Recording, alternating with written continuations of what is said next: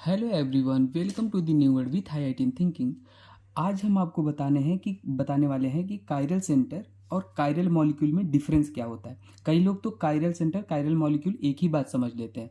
तो आपको आज इस वीडियो के माध्यम से कायरल सेंटर और कायरल मॉलिक्यूल के बारे में सारी बातें पता चल जाएंगी और इससे आपको ये भी पता चलेगा कौन मॉलिक्यूल ऑप्टिकली एक्टिव है या इनएक्टिव है। ठीक है, तो देखिए, कायरल सेंटर की हम सबसे पहले बात करते हैं। तो कायरल सेंटर क्या होता है?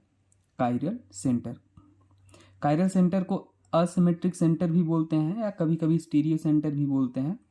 तो कायरल सेंटर पहचानने का एक ही तरीका है कि जब कार्बन ना चार डिफरेंट ग्रुप से जुड़ा हो, एक sp3 हाइब्रिडाइज्ड कार्बन चार डिफरेंट ग्रुप से जुड़ा हो, ये कार्बन sp3 होना चाहिए। तो वो जो कहलाता है वो क्या होता है? कायरल सेंटर होता है। देखो, ये कार्बन sp3 हाइब्रिडाइज्ड है और चार डिफरेंट ग्रुप लगे हुए हैं, दिख रहा है ABCD। तो ऐसे कार्बन को कायरल सेंटर कहते हैं या कायरल कार्बन कहते हैं। ठीक है, या असिमेट्रिक सेंटर बोलते हैं। ठीक है, अब कायरल मॉलिक्यूल क्या होता है ये बात समझना, ध्यान से समझना। मान लो हमारे पास क्या है, सरल भाषा में लेते हैं, एक हमारे पास सर्किल है। ठीक है, सर्किल, आप इसको काटो। आप कहोगे कैसे काटे? तो ऐसा काटो कि बराबर कटे। तो यहाँ से काट देते हैं तो देखो बराबर बराबर सा लग रहा है, बराबर कटेगा। तो ऊपर का भाग नीचे के भाग के बिल्कुल एकदम बराबर लग रहा है, कटा हुआ है। तो इसमें कटा बराबर कटा है तो मतलब हम कहेंगे प्लेन ऑफ सिमेट्री है। क्या है? प्लेन ऑफ सिमेट्री है। बात समझ रहे हो? और अगर मान लो हमारे पास एक ऐसे टेढ़ा टाढ़ा सर्किल है कुछ, और इसको हम काटे, कैसे भी आप काट लो। देखो, आप चाहे तो ऐसे काटो। ठीक है, देखो इधर का भाग कुछ और है, इधर का भाग कुछ और है। ठीक है, या और हम आपको दिखाते हैं, ध्यान दो। दूसरा स्ट्रक्चर लेते हैं कुछ आपको, ताकि समझ में आए। मान लो मेरे पास एक ऐसे है, ऐसे है, ऐसे ऐसे, एक कोई ऐसा स्ट्रक्चर है। ठीक है, ऐसा।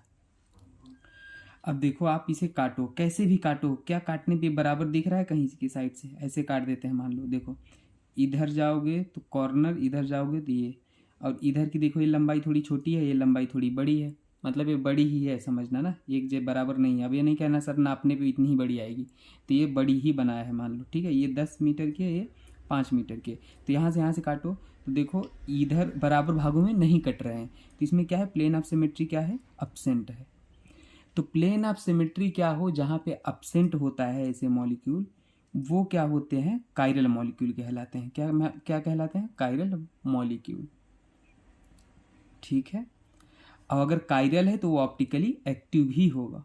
अगर कायरल है तो वो ऑप्टिकली एक्टिव भी होगा। ठीक है, और ये वाला अगर जिसमें, तो इसमें क्या है? प्लेन ऑफ सिमेट्री है, क्योंकि बराबर भागों में कट जा रहा है।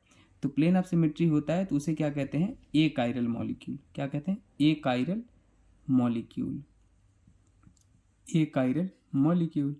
और ये कायरल मॉलिक्यूल ऑप्टिकली इनएक्टिव होता है। ऑप्टिकली इनएक्टिव होता है, दिख रहा है? ऑप्टिकली इनएक्टिव होता है। ठीक है, अब कुछ एग्जांपल्स हम आपको कर लेके बता देते हैं ताकि आपका डाउट क्लियर हो जाए। इसमें आपको बताना है, बताओ ये इसमें कितने कायरल सेंटर हैं इसमें। तो कायरल सेंटर मतलब सबसे पहले देखो, कार्बन sp3, ये भी sp3 है, ये भी sp3 है।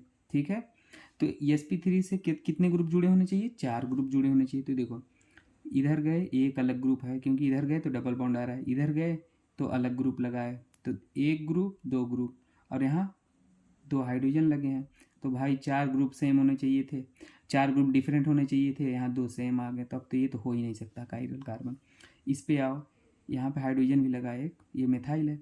तो एक ग्रुप ये हुआ, दूसरा ये हुआ, तीसरा वो वाला, चौथा ये पूरा ग्रुप। इधर से जाओ तो अलग रास्ता, उधर से जाओ तो अलग रास्ता। तो ये कायरल कार्बन है।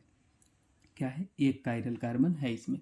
अब कायरल कार्बन कभी कभी ना, अब आपसे ये पूछे जाए कि और कार्बन को अलावा और कोई भी एलिमेंट हो सकते हैं, एटम हो सकते हैं कायरल, तो जनरली कार्बन को ही देखते हैं। बाकी नाइट्रोजन ऑक्सीजन को भी अगर बोला जाएगा क्वेश्चन में तो यही कंडीशन अप्लाई कर सकते हो, लेकिन जनरली 99% केस में कार्बन से रिलेटेड होता है। ठीक है, अब इसमें देखो, आपसे पूछें कायरल कार्बन कितने हैं, तो आप कहोगे ये कार्बन sp3 है, ये कार्बन, तो भाई अगर sp3 भी है तो ये 3 हाइड्रोजन सेम हो गए, तो 4 डिफरेंट ग्रुप होगा ही नहीं, तो एक कार्बन होंगे इसमें कायरल सेंटर। अब अगर मैं आपसे बात कहूँ कि कायरल मॉलिक्यूल वाला कंडीशन बताओ, आपके मन में होगा सर इसी में कायरल मॉलिक्यूल बताओ, ये है कि नहीं है।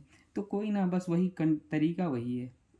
आप ये देखो प्लेन ऑफ सिमेट्री, देखो प्लेन ऑफ सिमेट्री आपको जनरली कैसे आता है पता है? ये ऐसे वाले क्वेश्चन में आता है, इसमें वेज डैश करके दिया रहेगा, तो इसको क्या करो, काटो, कैसे भी करके काट के देखो। अगर मान लो ऐसे काटोगे तो कहोगे प्लेन ऑफ सिमेट्री नहीं है सर। नहीं नहीं, हर पॉसिबिलिटी से देखो, ये नहीं कि अपने नज़रिए से देख लिए, दूसरे के नज़रिए से देखो।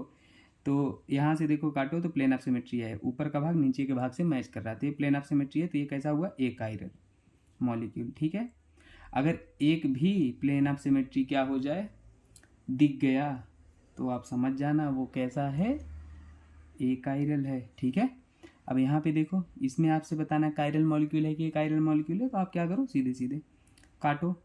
कहाँ से बराबर लग रहा है काटने पे, यहाँ से काटो, लेकिन ये ग्रुप CH3 है, तो मिरर इमेज तो होंगे ही नहीं।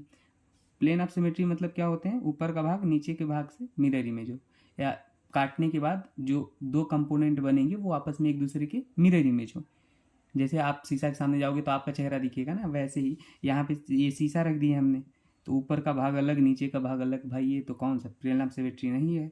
नहीं है तो कैसा हुआ मॉलिक्यूल, कायरल मॉलिक्यूल हुआ। ठीक है, कायरल।